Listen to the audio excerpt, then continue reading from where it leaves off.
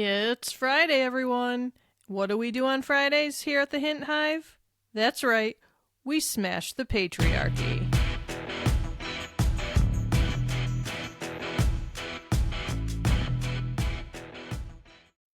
Hello, my fellow queens. Welcome back to the Hint Hive, Amplifying Women's Voices.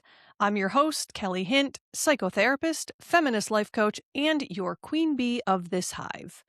Today we're tackling a topic that I think hits a nerve for a lot of women, especially those of us who identify as ambitious, caring, driven, and determined to create meaningful lives. We're talking about the idea of having it all. You know the message. Build the career, raise amazing children, maintain a healthy marriage or partnership, stay physically fit, take care of aging parents, have a thriving social life, practice self-care, travel, volunteer, keep your house organized, and somehow do it all while looking effortlessly put together. Sound familiar? For decades, feminism has helped open doors for women. We've gained opportunities that previous generations fought hard to secure. But somewhere along the way, many women started asking a difficult question. Did we gain freedom, or did we just inherit more responsibilities? Today, we are examining whether the pursuit of having it all is genuinely empowering or whether it has quietly become a feminist trap. Let's dive in.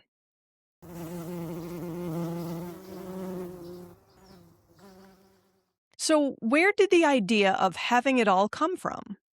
The phrase having it all became especially popular in the 1980s as more women entered professional careers while continuing to carry expectations around motherhood and domestic labor. The promise sounded amazing. Women shouldn't have to choose between a family and a career. And honestly, that was a revolutionary idea. The problem isn't the opportunity. The problem is the expectation. Somehow, the message evolved from you can choose many paths into you should excel at all paths simultaneously. That is a very different message. Choice is empowering. Perfectionism is exhausting. Many women weren't simply just given more options. They were handed an impossible job description.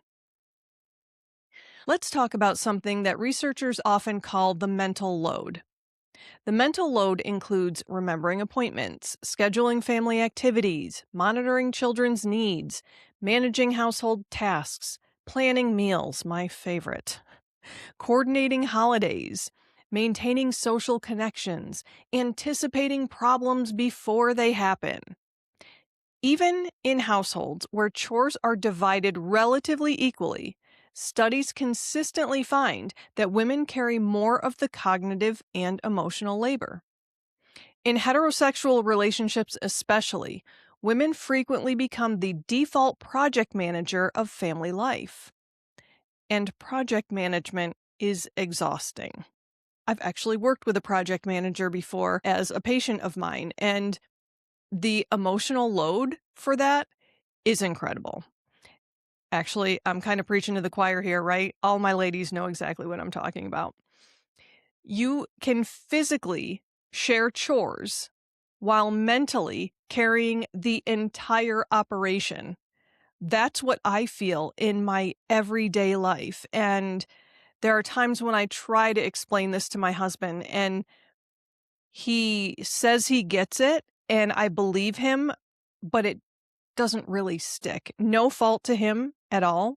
This is just how we were socialized differently based on our gender. And honestly, the physical sharing of chores while mentally carrying the entire operation, that burden adds up. It may be an invisible workload, but it is heavy as hell. Now let's be clear. Feminism did not create burnout. The patriarchy simply adapted. Feminism is not the reason women feel overwhelmed. The problem isn't that women gained opportunities. The problem is that social expectations didn't evolve at the same pace. Many women entered the workforce, but household expectations remain largely unchanged. Instead of replacing one role with another, women were often expected to perform both. Be the ideal employee. Be the ideal mother. Be the ideal partner. Be emotionally available. Be attractive. Be nurturing. Be productive. Be grateful. And don't complain about any of it. That, my friends, is not liberation. That's overextension. That's being taken advantage of. That is the weaponization of progress by the patriarchy. Patriarchal systems have always been excellent at shifting burdens onto women while calling it virtue. And that's why I frequently call out the patriarchy. And here's my unpopular opinion. Social media made it worse. Can we talk about Instagram for a minute? Because social media has taken the myth of having it all and turned it into a 24-hour performance. We're constantly exposed to curated snapshots of other people's lives. The entrepreneur with 6 businesses, the mom making organic lunches, the influencer with the spotless house. Come on over to my place, would you? I need some help there. The woman traveling the world, the fitness enthusiast waking up at 5 a.m. Screw that. Unless it's what you want to do, of course. The couple celebrating their perfect relationship. And what we don't see? The exhaustion, the childcare struggles, the anxiety, the arguments, the financial stress, the messy realities. Comparison thrives when we compare our behind-the-scenes footage to everyone else's highlight reel. And women are particularly vulnerable to feeling like they are falling short. There is a cost to trying to be everything. As a psychotherapist, I see this constantly. Women come into therapy feeling like failures, not because they're failing, but because their standards are freaking impossible. Many are successful professionals, loving partners, dedicated mothers, supportive friends, yet they still feel inadequate. Why? Well, because the finish line keeps moving. When achievement becomes your measure of worth, there is never enough. The pursuit of having it all can create chronic stress, anxiety, depression, burnout, relationship conflict, emotional exhaustion, perfectionism, shame. The body eventually says what the mind refuses to acknowledge. I cannot keep running at this pace. So what does success actually mean? Here's the question I want every listener to sit with. Who defined success for you? Seriously, who wrote the script? Was it your family? Society? Social media? Your culture? Your profession? Because many women are chasing goals that they never consciously chose. They are pursuing someone else's definition of a meaningful life. Real empowerment is not having it all. Real empowerment is deciding what matters most to you. That is freedom, not accumulation, not achievement, choice. Maybe we were never supposed to have it all. This might be controversial. Maybe no human being was ever meant to have everything simultaneously. Every life choice involves trade-offs.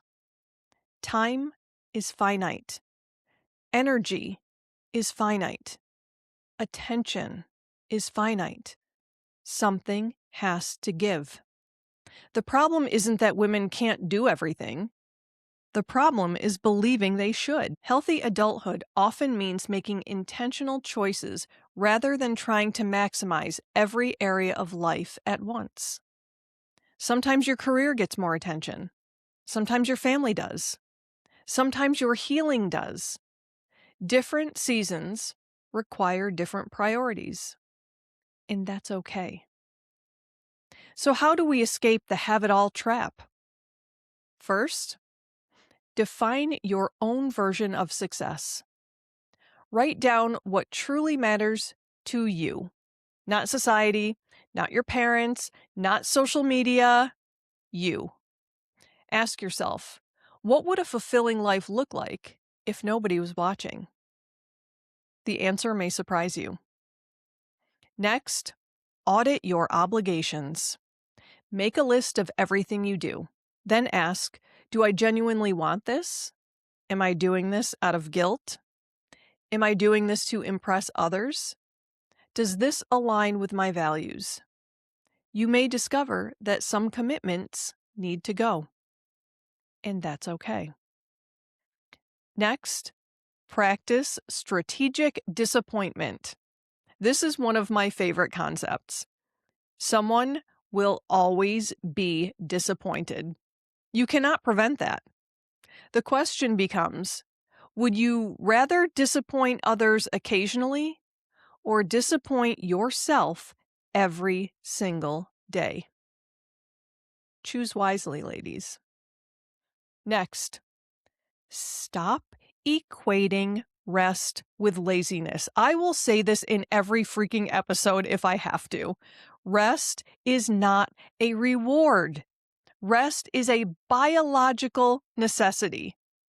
Your worth is not determined by your productivity. You are valuable because you exist. Period. And finally, build a life instead of a resume. At the end of your life, nobody is handing out trophies for overfunctioning. Build memories. Build relationships. Build joy. Build peace. Build purpose. Those things matter. And here's my confession to you. This is one that took me, about 5 decades to figure out. I am finally building a life instead of being so driven to hit a certain annual salary, instead of accumulating more stuff. I have stopped working myself into the ground without anything left over for myself. I see less people in my practice now. I make a lot less money now. I had to scale back because of the ongoing challenges associated with being forced into a caregiving role. Something had to give. And for the last year, I've struggled with so much bitterness and resentment at this situation that I am in. I kind of forgot about what I want my life to look like because I've been in survival mode. Well, unfortunately for some, I am remembering. I am remembering exactly who the hell I am and what I have worked so hard to achieve. I am remembering the life I was working towards before things blew up. I am now making moves to get back on track. I'll be pissing a lot of people off as I make changes, and I don't really give a damn. I was not put on this earth to serve angry, ungrateful, abusive men. I am taking my power back, and I encourage every single one of you to do the same. On that note, it is time for our affirmation of the week. This week's badass affirmation is, I do not need to prove my worth through exhaustion. My value exists regardless of how much I accomplish. Let that marinate in your brain. How revolutionary is it to believe that your worth is not tied to your productivity, to what you do for everyone but yourself? For generations, women have been taught that being useful is more important than being well, that sacrifice equals virtue, that depletion equals success. But empowerment isn't running yourself into the ground. Empowerment is knowing that your humanity matters more than your output. The goal is not to have it all. The goal is to create a life that feels authentic, meaningful, and sustainable. Repeat that affirmation whenever you feel yourself slipping into overdrive, because your value has never depended on how much you carry. As we wrap up today's conversation, I want to leave you with this. The feminist movement was never supposed to give women more cages. It was supposed to give women more choices. If your version of empowerment looks different than someone else's, that's okay. If you don't want children, that's okay. If you do want children, that's okay. If you're career focused, that's okay. If you're not, that is okay. If you want a quiet life, a loud life, an adventurous life, or a deeply rooted life, it's all okay. The most radical thing that you can do is define success on your own terms. You don't need to have it all. You need to have what matters. And there is a huge difference. My fellow queens, if today's episode resonated with you, I'd love for you to share it with a woman who may be carrying the weight of impossible expectations. And of course, be sure to subscribe, follow, and leave a review wherever you listen to podcasts. Those reviews help more women discover the Hint Hive and join our growing community. I'd also love to hear from you. What does success mean to you now?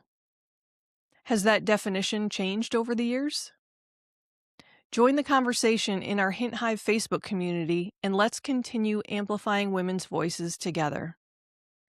Until next time, remember, you don't have to do everything to be enough. You already are.